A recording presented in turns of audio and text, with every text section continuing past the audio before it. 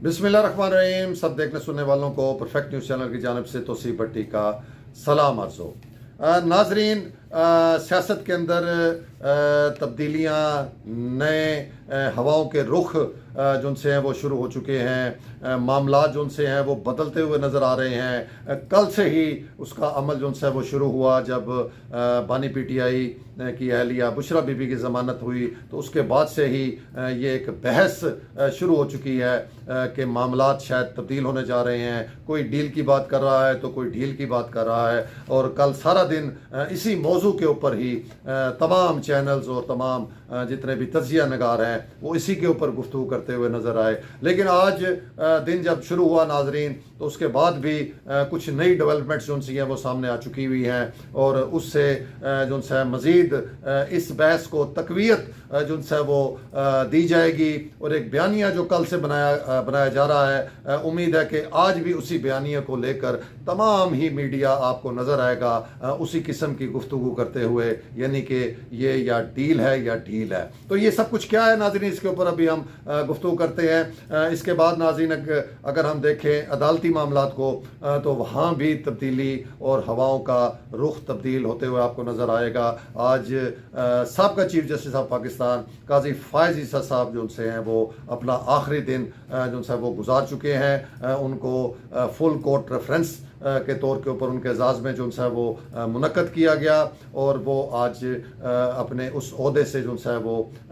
हट चुके हैं और वो अलविदा कह चुके हैं। और उसके बाद अब नए चीफ जस्टिस ऑफ पाकिस्तान जो उनसे हैं वो कल अपने ओहदे का चार्ज संभालेंगे। ये तब्दीली कैसी होगी मुस्तकबिल में, इसके क्या असरात होंगे, इसके ऊपर भी बात करते हैं। और आखिर में नाजरीन आज की हमारी एक स्टोरी है जो नेशनल पार्क लालसवारा महकमा जंगलात के हवाले से है, उसमें भी थोड़ी सी बात करेंगे। तो सबसे पहले नाजरीन, जैसे कि आपको पता है कि कल बुशरा बीबी जो उनसे उनकी ज़मानत हुई वो रिहा हुई। उसके बाद पहले वो लाहौर की जानिब इतला आई कि वो रवाना हो रही हैं, लेकिन बाद में वो फिर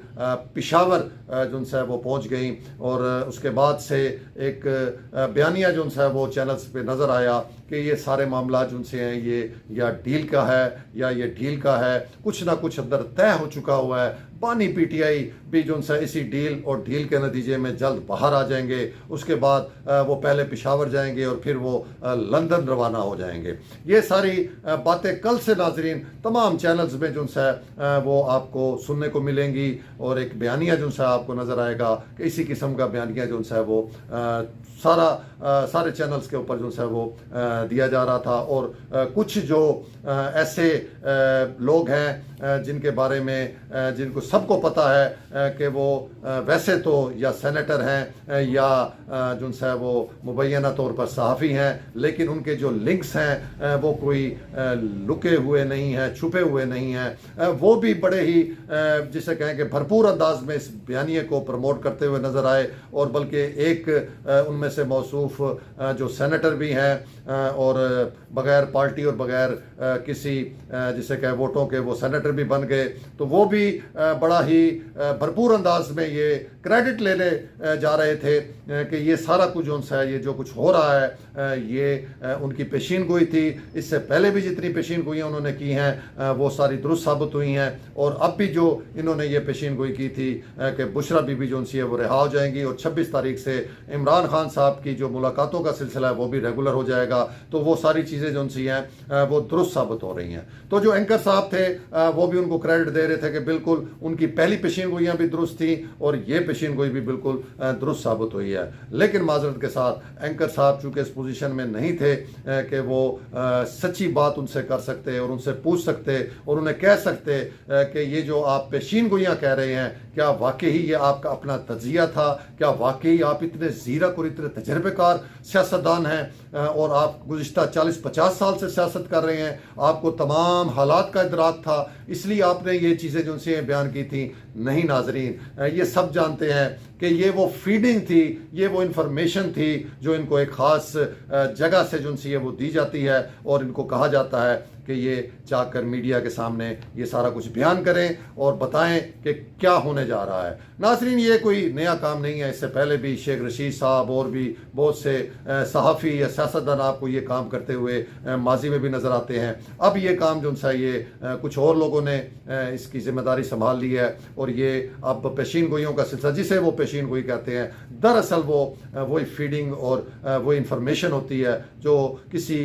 मालिक की जानिब से दी जाती है और वो फिर आगे इनकी जिम्मेदारी होती है उसे बयान करना। तो बहरहाल वो पेशीन कोई कहें या इन्फॉर्मेशन कहें, वो कुछ हुआ। बुशरा बीबी भी जो सी हैं वो रिहा हो गई और उसी पेशीन गोई में ये भी कहा गया था और ये भी वो सेनेटर साहब कह रहे थे कि उनकी भरपूर कोशिश है कि इमरान खान साहब की जो बहनें हैं जो उनके साथ बहुत ज़्यादा मुखलिस हैं और वो बार बार ये बयानियाँ बना रहे थे कि पार्टी में कोई उनसे मुखलिस नहीं है और सिर्फ पूरी तहरीक इंसाफ में अगर कोई मुखलिस है तो वो सिर्फ उनकी फैमिली, उनकी जो बहनें हैं वो खान साहब के साथ मुखलिस हैं। तो उन्होंने कहा कि उनकी कोशिश है कि वो भी जो सी है वो बाहर आ जाएं और उनकी भी रिहाई जो सी है वो हो जाए। तो ये पेशीन गोई भी नाज़रीन आज सच साबित हो गई और इमरान खान साहब की दोनों बहनों की जो सी है वो ज़मानत मंजूर हो गई और उम्मीद है कि आज वो भी रिहा हो जाएंगी। तो ये मुख्तलिफ एंगल से इन सारे चीज़ों को देखा जा रहा है नाजरीन। कोई इसको डील कह रहा है, कोई कह रहा है कि जी ये ढील है, अब चूँकि जो मकासद थे हुकूमत के या हुकूमती इत्तेहाद के या हुकूमत चलाने वालों के वो आइनी तरमीम के बाद पूरे हो चुके हुए हैं और अब सारे मामला उनसे हैं वो अंडर कंट्रोल हैं, इसलिए अब बहुत ज़्यादा सख्ती करने की ज़रूरत नहीं है और इसी वजह से अब ये इस किस्म के जो से हैं वो फैसले वो सामने आ रहे हैं। लेकिन ये सारी कुछ मानने के लिए इसलिए तैयार हम नहीं हो सकते नाजरीन कि इससे तो ये तासुर मिलता है कि अगर ये डील है और ये सारे मामला जो उनसे हैं ये अंडरस्टैंडिंग के साथ किए जा रहे हैं तो क्या ये हम गुमान कर लें, ये तसव्वुर कर लें कि क्या अदालतें भी इसका हिस्सा हैं, क्योंकि ज़मानतें जो सी हैं, रिलीफ जो है वो अदालतों की जानिब से दिया जा रहा है। तो ये कैसे मुमकिन है कि हमारे मुल्क की अदालतें जो सी हैं वो इस तरह की जो सी है वो अपना सिलसिला रखें और इस तरह किसी के कहने के ऊपर जो है वो फैसले करें। तो इसलिए इन बातों को सीरियस ना लेना ही जो है वो बेहतर है। ये मामला रूटीन के हैं, जो लॉयर्स हैं, जो माहिर कानून हैं, वो बार बार बता रहे हैं कि बुशरा बीबी का मामला भी बड़ा वाज़ेह था, उनके ऊपर कोई केस बकाया नहीं रह गया था और अब कोई जवाज़ नहीं था उनको मज़ीद रखने का, इसलिए उनकी जो सी है वो ज़मानत लेनी भी पड़ी और उनको रिहा भी करना पड़ा। और यही मामला जो है वो खान साहब की बहनों के हवाले से है। तो इसको डील या ढील कहना कती तौर के ऊपर मुनासिब नहीं है। हाँ, एक ज़रूर और एंगल है नाजरीन जिसके हवाले से भी बहुत बात हो रही है और उसमें वज़न भी लगता है, वो है नाजरीन इंटरनेशनली प्रेशर। जी नाजरीन, इंटरनेशनली प्रेशर के हवाले से अगर हम बात करें तो खा वो यूनाइटेड स्टेट हो, खा वो अक़वाम मुत्तहिदा हो, खा वो दीगर ममालिक हों, तो ये एक प्रेशर शुरू से ही गवर्नमेंट के ऊपर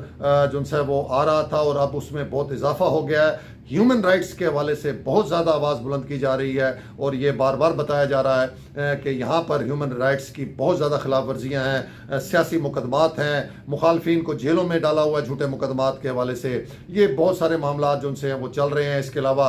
जो ये अदालती तरामीम हुई हैं इस पर भी बहुत लेदे हो रही है, इंटरनेशनली तौर पर इसको भी अदालत की अदलिया की आज़ादी के ऊपर हमला जो है वो करार दिया जा रहा है। तो ये एक प्रेशर जो है ये ज़रूर नाजरीन इस तमाम सूरत हाल, ये हवा के बदलने का और सूरत हाल के खुशगवार होने का ये एक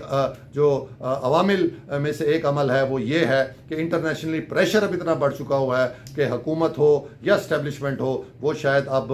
मज़ीद इसको बर्दाश्त ना कर सके और इसीलिए भी अब वो जो एक सख्ती, इंतहाई सख्ती का जो मामला था उसमें अब कुछ जो सी है वो नरमी नज़र आ रही है। तो अब देखते हैं नाजरीन आगे चल के इस हवाले से क्या सूरत हाल होती है। दूसरा जो बुशरा बीबी के हवाले से था उसमें बड़ी वाज़ेह सी जो सी ये बात है कि अगर बुशरा बीबी पेशावर के बजाय जो है वो लाहौर जाके अपनी रिहाइश गाह में शिफ्ट होती, वहाँ पर जाती तो फिर इस बयानिए को ज़्यादा तकवीत मिलती कि सारे मामला चूँकि तय पा चुके हैं, इसलिए मज़ीद को ख़तरा नहीं, तो इसलिए बुशरा बीबी ने लाहौर का इंतखाब किया। लेकिन जब वो खैबर पख्तूनख्वा और पेशावर चली गई तो उसके बाद ये भी जो एक बयानिया बनाया जा रहा था, इसमें भी कोई दम खम नहीं रह गया। तो इसलिए ये कहना कि ये डील है या डील है, तो ऐसी अभी कोई सूरत हाल नज़र नहीं आती। आगे मुस्तकबिल में भी ये चीज़ें जो सी हैं वो मज़ीद आपके सामने आएंगी, ख़ास तौर पर नाज़रीन अब जबकि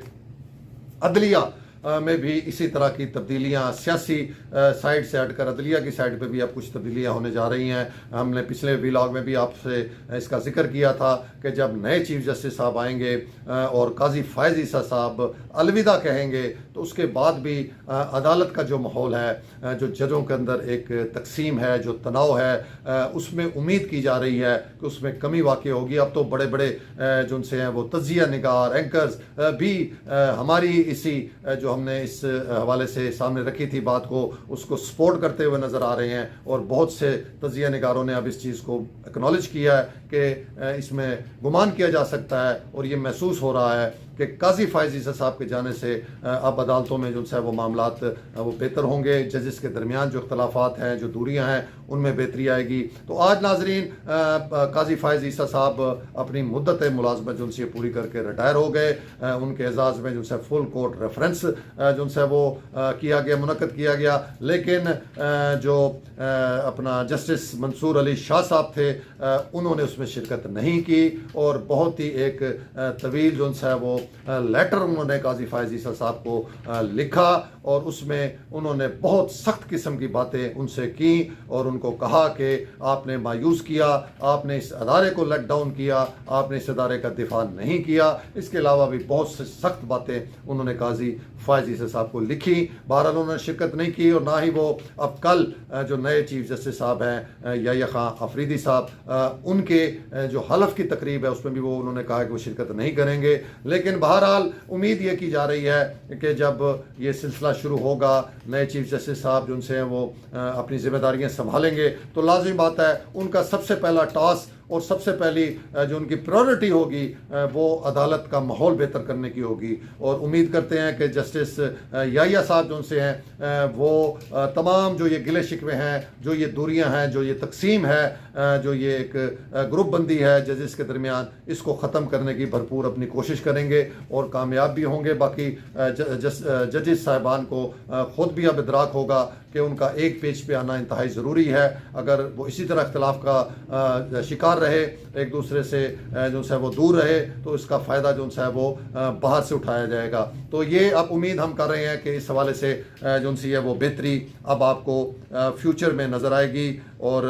मामला जो उनसे हैं वो बेहतर होंगे। और इसी हवाले से अब ये भी गुमान किया जा रहा है कि शायद आगे जो फ़ैसले होंगे, जो सियासी फ़ैसले होंगे, वो भी मेरिट के ऊपर होंगे। पीटीआई के जो मामलात हैं उनको भी मेरिट के ऊपर देखा जाएगा, बानी पीटीआई के जो केसेस हैं उनको भी मेरिट के ऊपर फैसले किए जाएंगे। तो ये सारी चीज़ें नाजरीन, ये तब्दीलियाँ अगले आप कह लें कि महीने 2 महीने के अंदर आपको होती हुई महसूस होंगी। इसके अलावा नाजरीन हम बात करते हैं अब आज की स्टोरी की, और वो स्टोरी है महकमा जंगलात के हवाले से, जिसके हवाले से बहुत ज़्यादा तवज्जो दी जा रही है क्योंकि जो सीनियर वज़ीर हैं मरियम औरंगज़ेब साहबा, वो इसकी वज़ीर हैं और वो इसको देख रही हैं और इसके हवाले से बहुत ज़्यादा उनकी एफ़र्ट्स होती हैं। वो बड़ी कोशिश कर रही हैं कि महकमा जंगलात के मामलात को जो उनसे वो बेहतर से बेहतर किया जाए। अभी पिछले व्लॉग में हमने आपको बताया था जो अभी जो सी है काबीना की जो मीटिंग हुई है उसके अंदर भी जो एजेंडा था उसमें जो जंगलात के हवाले से बहुत अहम चीज़ें, फ़ैसले जो उनसे उसमें शामिल थे, जिसमें एक हैवी जो फंड्स हैं उसकी एलोकेशन की मंजूरी थी जो महकमा जंगलात को मिल रहे हैं, और दूसरी जो सी है इसमें भर्तियों के हवाले से भी उसके अंदर जो सी है वो मंजूरी ली जानी थी। और उम्मीद है कि वो उस इजलास के अंदर मंजूरी मिल चुकी होगी। तो महकमा जंगलात के हवाले से बहुत ज़्यादा जो है वो काम भी किया जा रहा है और जो मिनिस्टर साहब हैं वो भी बहुत ज़्यादा टची हैं इस मामले से। तो इस हवाले से नाज़रीन जो हमारे यहाँ बहावलपुर के अंदर एक बहुत ही बड़े लेवल का एक सफारी पार्क है, नेशनल पार्क लाल सुहारा,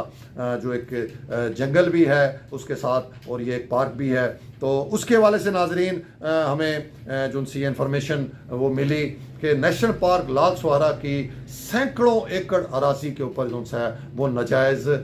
कब्जे जो से हैं वो किए हुए हैं कब्ज़ा ग्रुप्स ने। हालांकि ये सिर्फ नेशनल पार्क की बात नहीं, अगर हम कब्ज़ों की बात करें तो खा वो चोलिस्तान हो, खा वो बाकी सरकारी अराजियाँ हों, तमाम अजला के अंदर पूरे पंजाब के अंदर, तो कब्ज़ा माफिया जो है नाज़रीन वो आपको बड़ा स्ट्रॉन्ग और बड़ा मुतहर्रिक हमेशा हर दौर में नज़र आया है। और इसके हवाले से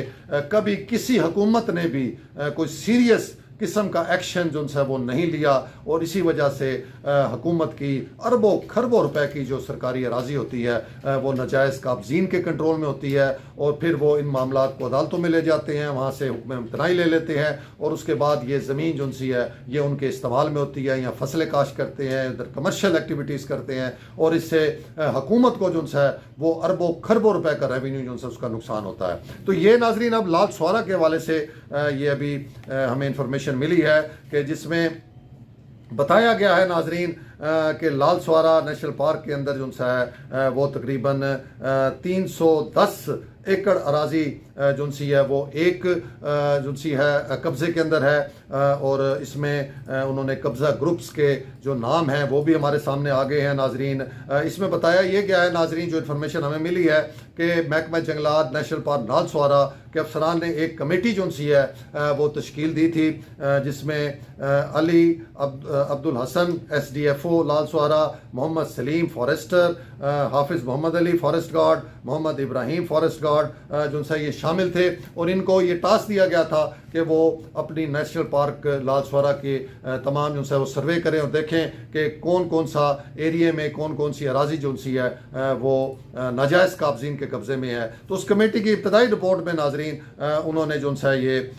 बता दिया कि 310 एकड़ अराजी जो सी है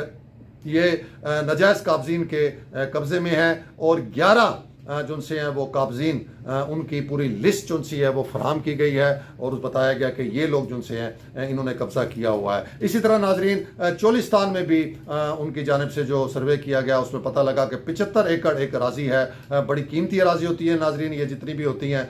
वो जो सा एक कब्जा माफिया के उसमें कब्जे में है। तो इस हवाले से नाजरीन उन्होंने एक तरफ जो असिस्टेंट कमिश्नर यजमान है उनको जो लाल सुहारे के अफसरान हैं उन्होंने मरासला लिखा है, और दूसरा उन्होंने MD चोलिस्तान को मरासला लिखा है, और उन्होंने ये कहा है कि फौरी तौर पे ये अराजी जो सी है वागुजार कराई जाए, ये बहुत कीमती अराजी है, और इसके हवाले से फौरी जो सी है वो कार्रवाई अमल में लाई जाए। तो देखते हैं नाजरीन कि ये मामला जो है ये कब हल होता है, ये कब्ज़ों के मामला हुकूमत कब इस पर संजीदा होती है, और महकमे कब संजीदा होते हैं। ये डिपार्टमेंट्स भी सिर्फ जिसे कहें कि सिर्फ लेटर्स लिखने की हद तक रह जाते हैं, अमली तौर पर यहाँ पर काम होता हुआ इस हवाले से नज़र नहीं आता। इसी वजह से ये अरबों रुपए मालियत की जो अराजी है ये कब्जा माफिया के कब्जे में रहती है। तो ये था नाजरीन आज का व्लॉग, उम्मीद है कि आपको पसंद आया होगा। अपना बहुत सा ख्याल रखिएगा। तो सी बट्टी को इजाज़त, अल्लाह हाफ़िज़।